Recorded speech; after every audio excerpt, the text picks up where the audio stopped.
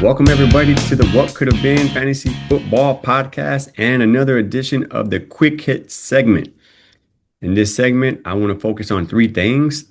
The first is a major change to our fantasy football player profiles, and we also got a new sponsor. And finally, I want to end out with a shout out to a friend. All right, first up, what is the big change? So, as y'all know, there's a guy named Travis Hunter. He insists that he's going to play offense and defense for the Jacksonville Jaguars. A lot of people are skeptical. It's hard enough to make the team, as an offensive player or a defensive player for a particular position. And he insists that he's going to play both. It hasn't really been done very often. The last person that is notable in my lifetime is Deion Sanders, of course. He played defense for the most part, but then he also played some wide receiver and he also played special teams as a returner. The guy was great in all aspects, but that was like 1995 when he last played. So it doesn't happen very often.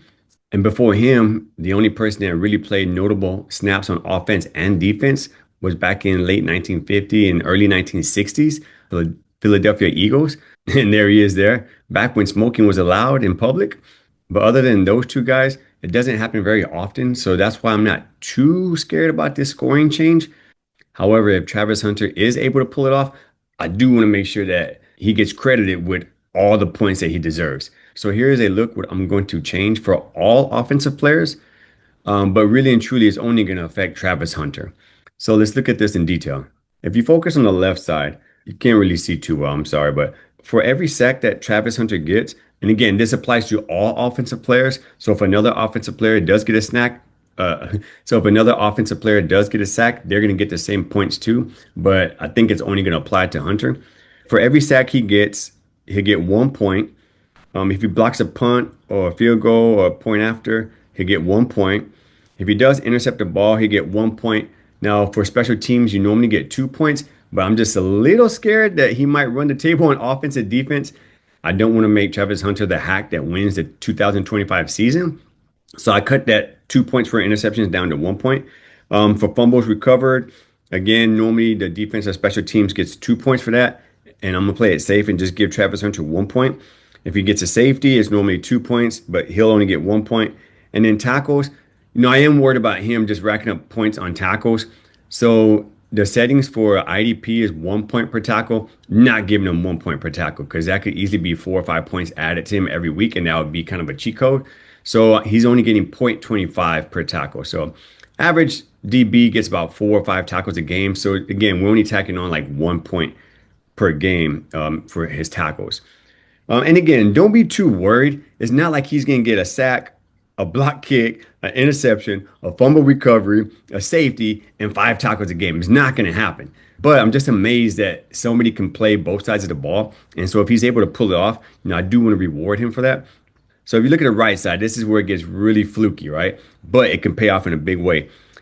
If he gets a pick six, he is getting 6 points for that pick six. And then he's getting 1 point for an interception, right? So that's 7 points. But again, how many pick six do we expect this guy to have in the season? If he has one per game, oh man, he's absolutely going to break the game. But not just for our league. He's going to break fantasy, period. That's going to be crazy. And it's going to be fun to watch. And then also if he gets blocks a punt and returns that for a touchdown, he'll get the 6 points for that. Look up there where it says fumble recovered for a touchdown. That's not really for Travis Hunter. That's always there. And what that is there for is last year, I want to say it was Mike Evans, but one of the players fumbled the ball into the Bucs end zone and Mike Evans landed on it. And so he gets credit for that touchdown. So that's what that is. So that's not something for Travis Hunter. That's for any player that happens to fall on a loose ball in the end zone. So don't freak out too much. I don't want you to think that whoever drafts Travis Hunter is going to win the league this year. I don't think that's possible. I really don't see him playing, 100% of snaps on offense and defense, right? So maybe he plays 70% of the offensive snaps and 30% of the defensive snaps. Again, how many pick sixes is he going to score in 30% of snaps? I want to throw it out there early so that we all have the opportunity to plan our draft strategy. And hey, man, if you want to blow a lot of money on Travis Hunter because you think he's going to be the next Deion Sanders, great. Go ahead and do that. It's an auction league. You have that right. You could build your team how you want it. But if you're in the mindset kind of like me, you're like, I don't think it's really going to happen. I think he's going to play only on one side of the ball. Then you're going to draft him like you would any other wide receiver of his caliber. All right, second thing, we do have a new sponsor. We appreciate it and we are so grateful. They really love the quick hit segment of our show. And coincidentally, they are called Quick Hit Reusable Condoms. Got a quick read for you guys. You ever feel like you're done after the opening drive? Or sometimes you're finished before you even get out of the tunnel? Do you also hate wasting money on a new pair of gloves when this one has plenty of game left? Introducing Quickhits reusable condoms, perfect for that QB in you that lives for the 2-minute warning. Simply save that barely used condom for the next big game in our patented resealable carrying pouch. Quick Hits disclaimer: Quick Hits reusable condoms may or may not prevent pregnancy and definitely do not prevent the spread of STDs. If you find that you're one of those guys that lives for the 2-minute warning, pick up a box of Quick Hits reusable condoms in a retail store near you. Lastly, I do want to give a shout out to my man Calvin. I hope he doesn't mind me sharing, but he had a pretty scary situation going through surgery in the hospital recently. But fortunately, everything worked out okay. I wanted to kind of pay tribute to him for all he's meant to us and the league.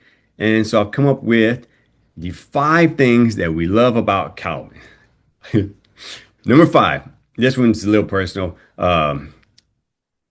Not cheesy, but it just applies to me. Calvin was always there for me, and when we played GTA Online, anytime I needed to make some extra money and do some heists, Calvin was always there, willing to get online and kind of help me out unselfishly. And number 4, the guy is very persistent. For the past 2 years, about once a week, I get a text that, hey, you need to watch these shows. And so he always lists a couple of shows that he wants me to watch. One of them being Loki. Absolutely hate it, but he still tries to get me to watch it. Another one being Bloodhounds. Did not like that one either. However, he really hit the mark on Alice from Borderland. That one was amazing. I can't wait for the new season. The third reason why we love Calvin is eventually he does come through. So in the picture you saw him with the wings, right? That was 2 years after the fact, but hey, that one day at the draft, he did come through finally with the chicken wings. My wife is still waiting for him to come through on the carrot package for beating him in fantasy football a couple of years though, but I'm sure he'll get to that as well. Number 2, the second reason why we love Calvin is he is very resilient. So the guy's always in a great mood, always cheerful, especially in fantasy football. I freak out when I get second place. I freak out when I lose a game.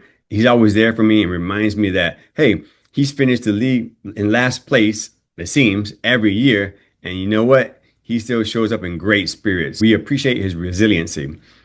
And the number 1 reason why we love Calvin so much is his expertise on all things cartoons. If you have any questions about cartoons in the Marvel universe or the anime universe, he is the man to go to, and he's always willing to take time out of his day to catch up on all the timelines that you will never understand. So Calvin, hey, we're glad that you're okay, and we're glad you're in our league. All right, guys, that is it. I hope you enjoyed the show. If you do, please subscribe on YouTube. Follow me on X at BogeyGolfer9. Feel free to share the show with your friends if you think it would be something that they're interested in.